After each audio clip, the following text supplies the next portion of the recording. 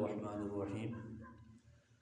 آج انشاءاللہ تعالی پہلا بارہ سورہ بقرہ کی آیت نمبر 108 کی تفسیر آپ حضرات سماعت فرمائیں گے انشاءاللہ۔ تو اس آیت مبارکہ کا پہلے شان نزول یہ ہے کہ یہودی لوگوں کی یہ عادت تھی کہ وہ حضور صلی اللہ علیہ وسلم سے بہت زیادہ سوالات کرتے تھے، اور سوالات بھی وہ کہ جن کا تعلق وہ کسی عقیدے یا عمل کے ساتھ نہیں ہوتا تھا۔ اکثر سوال ان کے ایسے ہی ہوتے تھے، مطلب یہ نعوذ باللہ کہ نبی علیہ السلام کو لاجواب کرنا۔ اور ایسے مشرکین ان کی بھی عادت تھی، وہ بھی نبی علیہ السلام سے بہت سارے سوالات کرتے، یا آپ اللہ کے نبی ہیں؟ ہاں جی میں اللہ کے نبی ہوں۔ تو اچھا یہ بتائیں جی یہ جو اونٹنی ہے تو اس کے پیٹ میں وہ نر ہے کہ مادہ ہے، اونٹ ہوگا یا اونٹنی ہوگی؟ اس طرح کے سوالات، تو ان کی عادت تھی سوالات کرنے کی۔ اور ایسے ہی جو یہودی لوگ تھے ان کی بھی یہ عادت تھی۔ تو اللہ رب العالمین نے اس آیت مبارکہ میں اللہ پاک نے اس چیز سے منع فرمایا تاکہ حضرات صحابہ کرام رضوان اللہ علیہ مجمعین ان کو بھی ایک اصول پتہ چل جائے، اور وہ ان کے لیے بھی ایک گویا کہ سبق حاصل ہو جائے کہ جو اہل ایمان ہیں وہ بھی ذرا اس چیز سے پرہیز کریں کہ زیادہ سوالات نہ کیا کریں۔ سوال کرنا نبی علیہ السلام سے منع نہیں تھا، لیکن سوال وہ ہو کہ جس کا کوئی مقصد ہو، جس کا تعلق کسی عقیدے یا عمل کے ساتھ ہو۔ خالی سوال برائے سوال، اور نعوذ باللہ جیسے یہودی اور مشرکین کی عادت تھی کہ نبی علیہ السلام کو لاجواب کرنا، چونکہ یہ جو چیز ہے یہ خود حضور پاک صلی اللہ علیہ وسلم کی بے ادبی کے زمرے میں آتی تھی۔ اللہ تعالیٰ نے اس چیز پر پابندی فرما دی، ارشاد فرمایا کہ کیا تم اس نبی علیہ السلام سے اور اس رسول سے جو اس زمانے میں ہے ان سے بھی ایسے سوال کرنا چاہتے ہو جیسے موسیٰ علیہ السلام سے تمہارے بڑوں نے سوال کیے تھے؟ بات سمجھا رہی ہے؟ انہوں نے موسیٰ علیہ السلام سے، آپ نے سنا نا پیچھے سورہ بقرہ میں کتنے سوالات، تو جب وہ سوالات کرتے گئے تو ان پر سختیاں بڑھتی گئی۔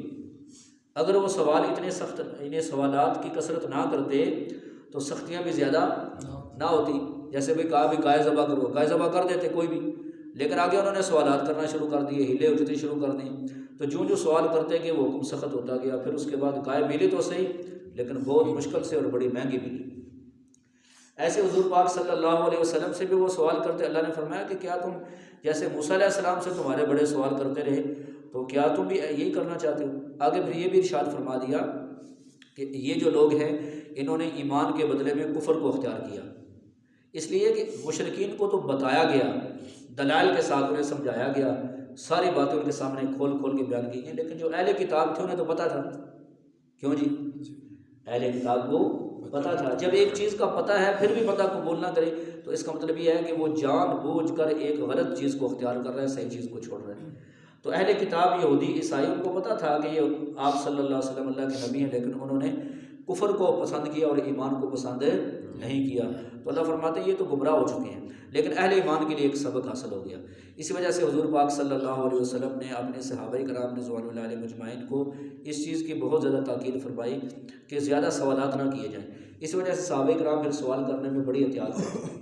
ہاں جب کوئی ضرورت ہوتی تو پھر سوال ضرور تھا، نبی علیہ السلام خود بھی اس کے بارے میں اجازت تھی، لیکن بے جا سوالات اس سے نبی علیہ السلام نے منع فرمایا۔ حج کا حکم نازل ہوا تو اب جب وہ حج کا حکم نازل ہوا تو ایک صاحب نے پوچھا یا رسول اللہ صلی اللہ علیہ وسلم کیا ہر سال حج فرض ہے یا زندگی میں ایک مرتبہ؟ تو نبی علیہ السلام خاموش ہوئے، کافی دیر تک خاموش رہے۔ پھر بعد میں حضور پاک نے فرمایا کہ ایک ہی دفعہ صاحب استطاعت کو، اور فرمایا کہ اگر میں یہ کہہ دیتا کہ ہاں تو پھر ہر سال ہی فرض ہو جاتا، تو ظاہر ہر سال حج کرنا ہر بندے کے لیے تو آسان نہیں تھا نا، بڑا مشکل تھا۔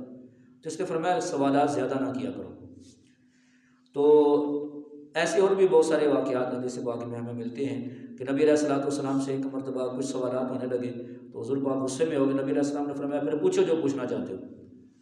تو چونکہ اس زمانے میں صحابہ کرام رضوان اللہ علیہ مجمعین ابھی زیر تربیت تھے، اور نبی علیہ السلام اور اللہ پاک کی ذات، تو دو نگرانیاں تھیں صحابہ کرام کے اوپر، تو اللہ پاک بھی صحابہ کرام کی تربیت فرما رہے تھے، نبی علیہ السلام بھی، تو اس طرح کے واقعات پیش آ جاتے تھے۔ بعض دیہاتی لوگ بھی پہلی دفعہ آتے تھے، وہ بھی تو جب سیدنا عمر رضی اللہ عنہ نے دیکھا کہ نبی علیہ السلام غصے میں ہیں تو پھر انہوں نے پڑھا کہ رضینا باللہ ربا وبالاسلام دینا وبمحمد رسول النبی، کہ ہم اللہ کے رب ہونے پر راضی ہیں، نبی علیہ السلام کے نبی ہونے پر راضی ہیں، دین اسلام کے اوپر راضی ہیں۔ تو نبی علیہ السلام کے اوپر غصہ ٹھنڈا ہوا۔ اب دو باتیں آپ نے سماعت فرما لی۔ تیسری بات یہ ہے کہ جو علماء کرام ہیں وہ بھی انبیاء کے وارث ہیں، کیونکہ حضور پاک علیہ السلام کا فرمان ہے العلماء ورثۃ الانبیاء، اور یہ اور کسی طبقے کے بارے میں نہیں ہے، صرف علماء کے بارے میں ہے۔ تو علماء انبیاء کے وارث ہیں، اور فرمایا کہ جو انبیاء ہیں وہ اپنی وراثت میں درہم دنانیر اور پیسے نہیں چھوڑتے، وہ علم وراثت میں چھوڑتے ہیں۔ جس کو علم مل گیا اس کو بہت بڑا حصہ مل گیا، اسے بہت زیادہ خیر مل گئی۔ اب جو علماء ہیں وہ بھی انبیاء کے وارث ہیں، لہٰذا یہی ادب علماء کا بھی ہے، کیونکہ انبیاء کے وارث ہیں علم میں، لہٰذا جتنے وہ تعلقات ہیں، جتنی وہ چیزیں ہیں، اس میں علماء کا بھی ہمیں احترام اسی انداز میں کرنا چاہیے۔ اور یہ چیز باقاعدہ حدیث سے ثابت ہے، نبی علیہ السلام نے فرمایا کہ ایک عالم دین کی فضیلت عام لوگوں پر ایسی ہے جیسے کہ 14ویں رات کا جو چاند ہے تو اس کی فضیلت ستاروں کے اوپر ہے۔ اور صحابہ کرام رضوان اللہ علیہ مجمعین بھی اس چیز کو بہت زیادہ انہوں نے اختیار کیا۔ تو اس لیے علماء کا بھی ادب یہی ہے کہ جو ضرورت کا سوال ہو وہ تو کیا جا سکتا ہے، لیکن جس طرح سوال کا تعلق نہ عقیدے کے ساتھ ہو، نہ عمل کے ساتھ ہو، نعوذ باللہ خالی کسی عالم کو جو نا وہ اپنے ذہن کے مطابق بے عزت کرنا ہو یا انہیں بدنام کرنا ہو یا سوال سے مقصد انہیں چپ کرانا ہو، تو یہ یاد رکھیں یہ بالکل جائز نہیں ہے، ٹھیک ہے نا۔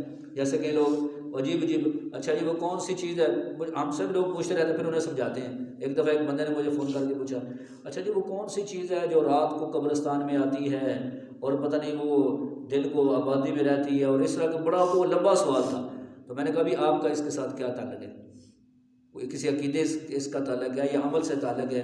ٹھیک ہے، آپ جو اصل کام کرنے کا وہ کریں، بات سمجھا رہی ہے نا، ان چیزوں کے ساتھ آپ کا کیا تعلق، کیا لینا دینا ہے، ٹھیک ہے جی۔ ایسے ہی بعض لوگ، اچھا جی وہ اصحاب کہف کے کتے کا رنگ کیسا تھا؟ جی رنگ کے سو آپ نے کیا کرنا ہے، آپ جو کام کرنے والا وہ کریں۔ تو اس لیے یہ جو ہوتی ہے نا، یہ لوگوں میں یہ بہت بری عادت ہوتی ہے کہ ایسے سوالات، اب یقین کریں کئی لوگوں کو ہم نے دیکھا ہے کہ وہ نماز بھی نہیں پڑھتے، لیکن جب ان کے پاس 2-4-5 منٹ کے لیے بیٹھ جائیں تو عجیب قسم کے سوالات کرنا شروع کر دیں گے، جی جن کا تعلق کسی عمل کے ساتھ نہیں، کسی عقیدے کے ساتھ نہیں، بس ویسے بے جا سوالات کرنا شروع کر دیتے ہیں۔ اور پھر علماء اور اولیاء بزرگان دین سے اس لیے سوال کرنا کہ ہم ان کو بے عزت کریں یا ان کو چپ کرائیں، یہ بڑے خطرے والی بات ہے۔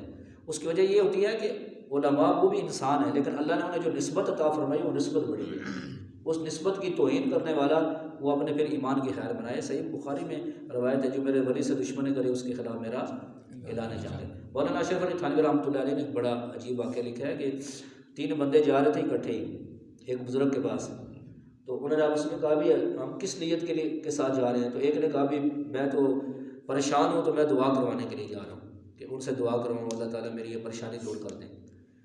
دوسرے نے کہا کہ میں تو اس لیے جا رہا ہوں کہ اپنی اصلاح کرانا چاہتا ہوں، بات سمجھا رہی ہے کہ میں اصلاح کرا دوں، میری زندگی دین کے مطابق گزرے، جی میں تو اس لیے اپنی اصلاح کے لیے جا رہا ہوں۔ تیسرا کہنے لگا جی میں تو ان سے سوال کروں گا، ان کو لاجواب کرنا چاہتا ہوں، دیکھتا ہوں کتنے بڑے بزرگ ہیں، کتنے بڑے پیر ہیں، میں تو انہیں لاجواب کرنے کے لیے جا رہا ہوں۔ جب وہاں پر پہنچے تو بعض اولیاء اللہ بزرگان دین کو اللہ کشف کے ذریعے بعض چیزیں بتا دیتے ہیں، تو کشف کے ذریعے انہیں تینوں کی نیت کا پتہ چل گیا۔ تو آپ جو دعا کے لیے آیا تھا اس کو دعا دے دی، جو بندہ اصلاح کے لیے آیا تھا اسے اصلاح کی باتیں بتائیں، اور تیسرے کو کہا کہ تیرا یہ سوال ہے اور اس کا یہ جواب ہے، لیکن تیرے بارے میں ایک چیز میں یہ دیکھ رہا ہوں کہ تو اسلام سے پھر جائے گا، تو غیر مسلم ہو جائے گا۔ اور ایسے ہوا کہ کچھ عرصے کے بعد وہ ایک لڑکی کے عشق میں گرفتار ہو گئے، عیسائی لڑکی کے، تو وہ پھر بعد میں عیسائی ہو گیا۔ تو یہ چیزیں ہوتی ہیں کہ اصل میں جو اللہ تعالیٰ نے کسی کو نسبت عطا فرمائی ہوتی ہے نا، وہ نسبت اس کو دیکھنا چاہیے کہ اس کی نسبت کس کی طرف ہے۔ تو ٹھیک ہے سوال منع نہیں ہے، لیکن سوال ہو ضرورت کا، جس کا تعلق کسی عقیدے یا عمل کے ساتھ ہو۔ تو یہ تیسری بات ہے جو میں نے عرض کرنی تھی کہ علماء کرام کے ساتھ بھی ہمارا رویہ ایسے ہی ہونا چاہیے۔ وہ الگ بحث ہے کہ جب کوئی باطل جھوٹے لوگ وہ کسی گمراہی کو پھیلا رہے ہیں تو پھر علماء ان سے مناظرے مباحثے کرتے ہیں، اس والا جواب کرتے ہیں، وہ تو ہماری شریعت اور دین کا حصہ ہے۔ مناظرہ کرنا، کسی بندے کے جھوٹ اور اس کی گمراہی کو واضح کرنا، نبی علیہ السلام نے خود عیسائیوں کے ساتھ مناظرہ فرمایا ہے، نجران کے عیسائیوں سے، ٹھیک ہے نا، وہ الگ بحث ہے۔ لیکن یہ بات ہو رہی ہے کہ علماء دین کے ساتھ صرف اس وجہ سے نہ بات کی جائے کہ انہیں صرف لاجواب کرنا ہو۔ اللہ تعالیٰ ہمیں ان باتوں کو سمجھنے کی اور عمل کی توفیق عطا فرمائے۔ ترجمہ سن لیں۔ بسم اللہ الرحمن الرحیم۔ ام تریدون، کیا تم چاہتے ہو، ان تسألوا رسولکم، کہ تم اپنے رسول سے بھی سوال کرو، کما سئل موسیٰ من قبل، جیسے سوال کیا کہ موسیٰ علیہ السلام سے بھی اس سے پہلے۔ ومن یتبدل الکفر بالایمان، جو بندہ کفر کو بدل کے لے ایمان کے بدلے میں کفر کو لے لے، تو فقط ضلع سوا سبیل، تو وہ گمراہ ہو گیا سیدھے راستے سے، پھر اسے جنت کا راستہ نہیں ملے گا۔ اللہ تعالیٰ عمل کی توفیق